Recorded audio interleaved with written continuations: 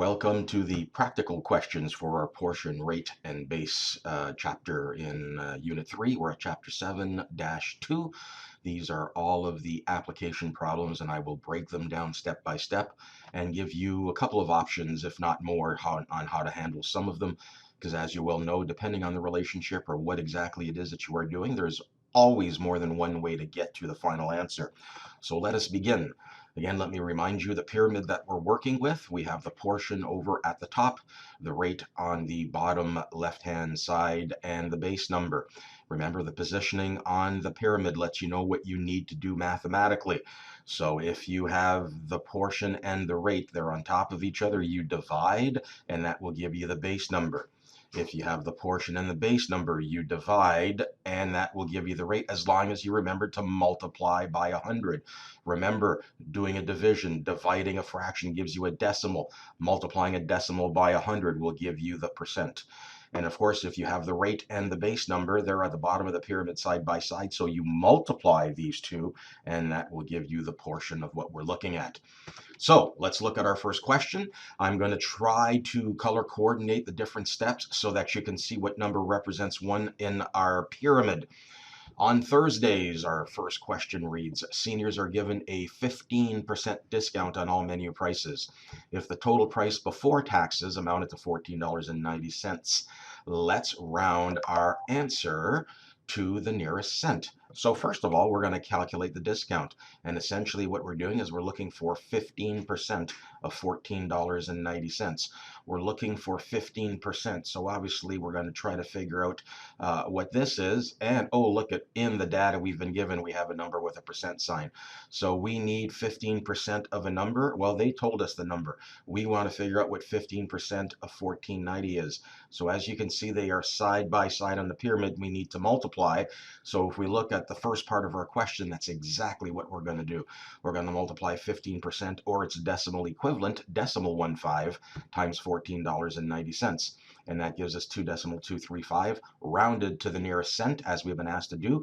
We have a total of $2.24. Or in other words, $2.24 is 15% of $14.90.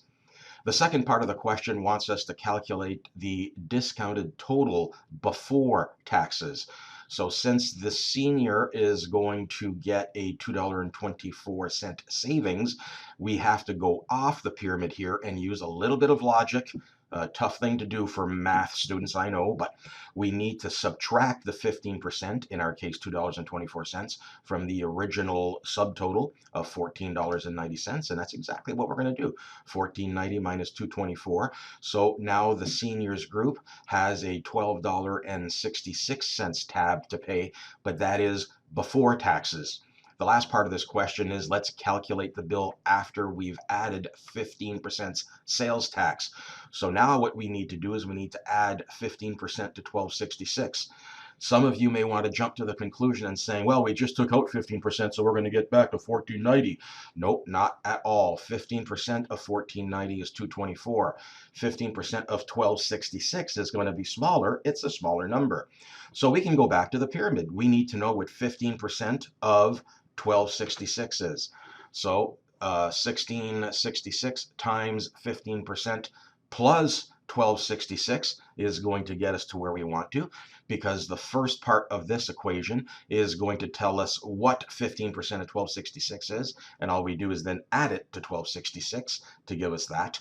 Or we can take 1266, multiply it by itself, plus the 15% already added to it, and as you can see, we get to the exact same answer. More than one way of doing things. Question 2 shows us that we have a bill for 4 people in the restaurant, and their total was $105.25. We want to calculate the tip if they left 10%. Or 15% or 20%, and we want to round our answers to the nearest cent. So basically, we want to know what 10% of $105.25 is. So we want to know what 10% of $125 is. So we are going to take 10%, we're going to multiply it by 125, our base number, and realize that we should be giving $10.53 if we want to tip 10%. If we want to do 15%, everything in our equation remains the same except our percent number. It's now 15% times 105.25. So the tip grows to $15.79. And the same for 20%. 20%, we're still going to multiply it by the total of the bill, and that leaves us $21.05 as a tip. But let's say we wanted to leave $20, but we're not sure what kind of percent is that going to be. Is that going to be enough? Is that going to be too much? So we still get to use the pyramid for this, but we go at it in a different way. Basically, what we're trying to figure out with this question is 20% is what, or sorry, $20 is what percent of $105.25. $20 is what percent of $105.25.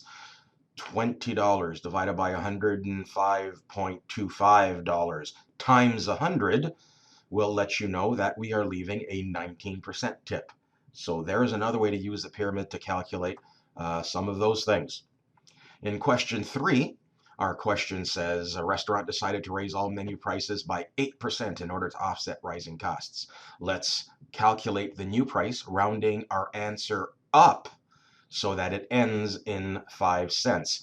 As you can see, all the 3 prices we have here from the old price menu prices end in 5 cents. We want the new ones to do that as well. So basically what we need to do is we need to add 8% to each of these 3 prices.